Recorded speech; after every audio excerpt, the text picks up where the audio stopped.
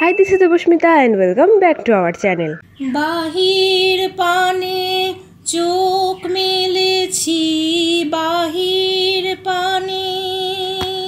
Kolkata the city of joy, তার সঙ্গে যদি কলকাতা দ্য সিটি অফ হিস্ট্রিও বলা হয়, আমার মনে হয় না খুব একটা ভুল বলা হবে।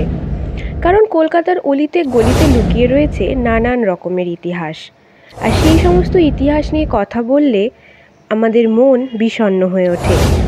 আজকের ভিডিওটাও ঠিক সেই রকমই একটা হিস্টোরিক্যাল প্লেসে। আজকে আমরা এসেছি আলিপুর সেন্ট্রাল জেলে, যা এখন আলিপুর জেল মিউজিয়াম নামে পরিচিত।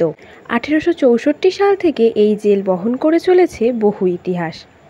নেতাজি থেকে ডক্টর বিধানচন্দ্র রায়, বহু স্বাধীনতা সংগ্রামীকে এই জেলেই বন্দি করে রাখা হয়েছিল।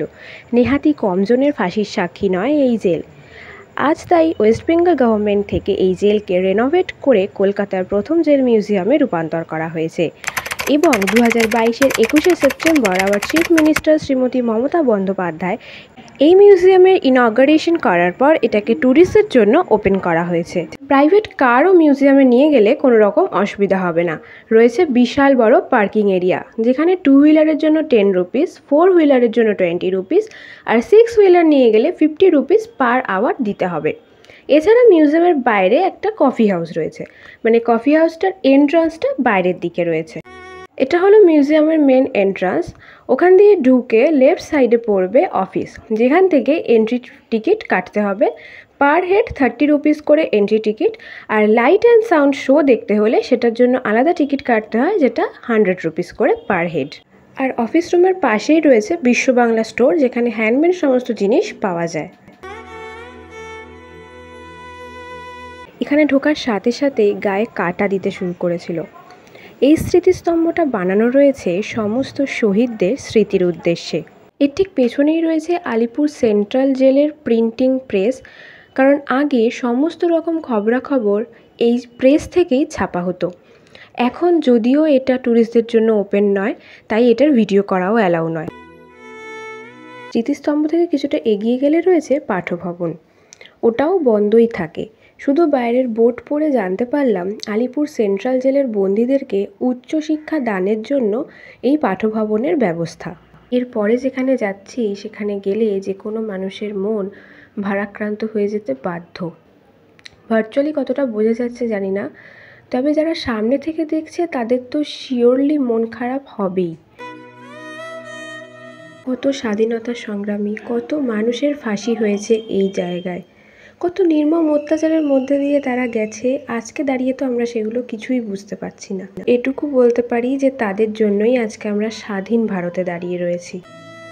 এখানে যখন কোনো বন্দীর ফাঁসি হতো, তখন ফাঁসির মঞ্চের উল্টো দিকের এই কক্ষে সহবন্দীদেরকে রাখা হতো, আর দেখানো হতো যে তারা যদি জেলারদের বা ইংরেজ শাসকদের সমস্ত কথা মেনে না নেয়, তাহলে তাদেরও এই পরিণতি হবে। এছাড়াও এখানে রেখে তাদেরকে ইনসিস্ট করা হতো বারবার করে, যাতে তারা তাদের সমস্ত গোপন তথ্য ফাঁস করে দেয়। ফাঁসির মঞ্চের এখন যে কনসেপ্ট আমরা দেখছি সেটা তুলনামূলক নতুন। এই কনসেপ্ট তৈরি হওয়ার বহু বহু বছর আগে বন্দীদেরকে এই রকমভাবে ওপেনলি গাছের ডালে হ্যাং করা হতো।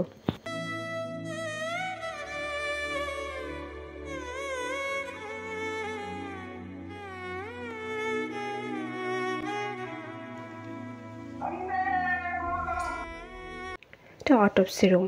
ফাঁসির পরে এই জায়গাটাতেই ডাক্তাররা দেখে ডিক্লেয়ার করতো যে যাদের ফাঁসি হয়েছে তারা মৃত কিনা।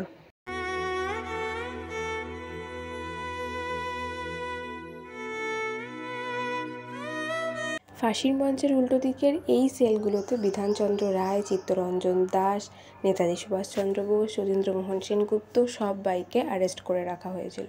কোনো অপরাধ না করেও মাসের পর মাস, দিনের পর দিন, এমনকি বছর অতিবাহিত করেছে তারা এই অন্ধকার জায়গায়। তাদের একটাই অপরাধ ছিল, তারা স্বাধীন ভারত দেখতে চেয়েছিল। নেতাজি সুভাষচন্দ্র বোস 8 মাস এই কারাকক্ষে কাটিয়েছে। তার জন্মদিনের দিন তাকে অ্যারেস্ট করে আনা হয়েছিল। সে শুধু চেয়েছিল স্বাধীন ভারত দেখতে, তাই জন্য তাদেরকে এত শাস্তি পেতে হয়েছে। এইভাবেই দেশবন্ধু কোনোদিন এখানে দাঁড়িয়ে ভাবতেন যে কিভাবে ভারত স্বাধীন হবে, কবে হবে, তারই একটা রেপ্লিকা রয়েছে। এই সমস্ত সেলগুলো দেখলে আজকে খুব মন খারাপ লাগছে। কত ত্যাগ করেছেন তারা শুধুমাত্র আমাদেরকে স্বাধীন ভারত ফিরিয়ে দেবেন বলে। যতীন্দ্রমোহন সেনগুপ্ত প্রায় 1 বছর এখানে ছিলেন, ভাবলেই কেমন লাগছে।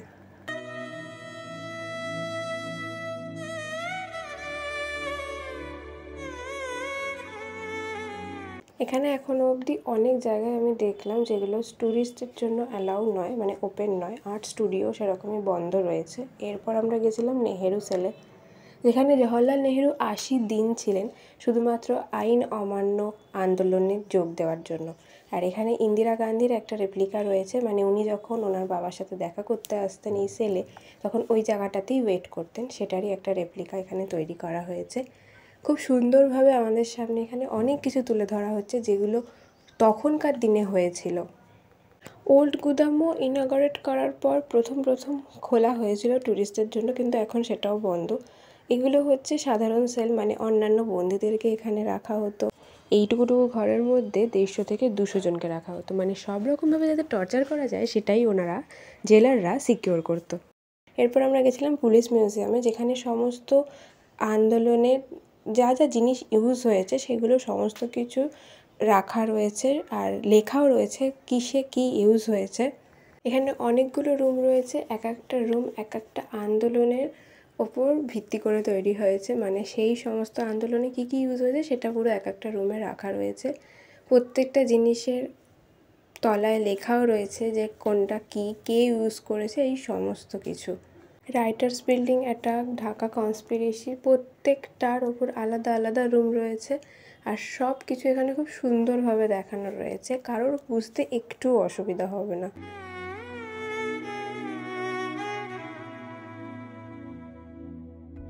এরপর যে জায়গাটায় গেছিলাম সেখানে দেখানো হয়েছে যে বন্দিরা কিভাবে থাকতেন, মানে দিনের পর দিন তারা এই জায়গায় কিভাবে অত্যাচারের শিকার হয়েছে এবং দিন যাপন করেছে, সেই সমস্ত কিছু রেপ্লিকার মাধ্যমে এখানে দেখানো রয়েছে। তাদেরকে দিয়ে কাজ করানো হতো, তাদেরকে খেতে দেওয়া হতো না, নানান রকম জিনিস। এমনকি এখানে অডিও মাধ্যমেও বোঝানো হয়েছে যে তাদের কতটা কষ্ট ছিল। তাদের অনেক ধরনের কথোপকথন এখানে অডিওর মাধ্যমে বোঝানো হয়েছে।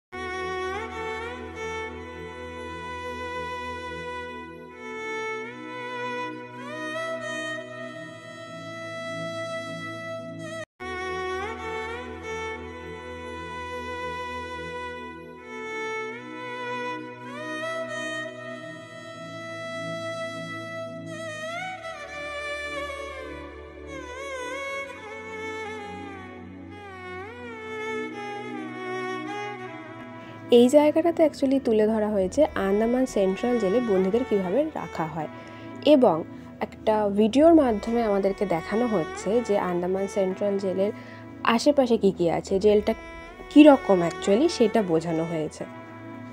এছাড়াও এখানে তাঁতকল রয়েছে, কারণ তখন বন্দীদেরকে দিয়ে তাঁতও বোনানো হতো, আর সেটাই এই জায়গাতে সুন্দর করে দেখানো রয়েছে।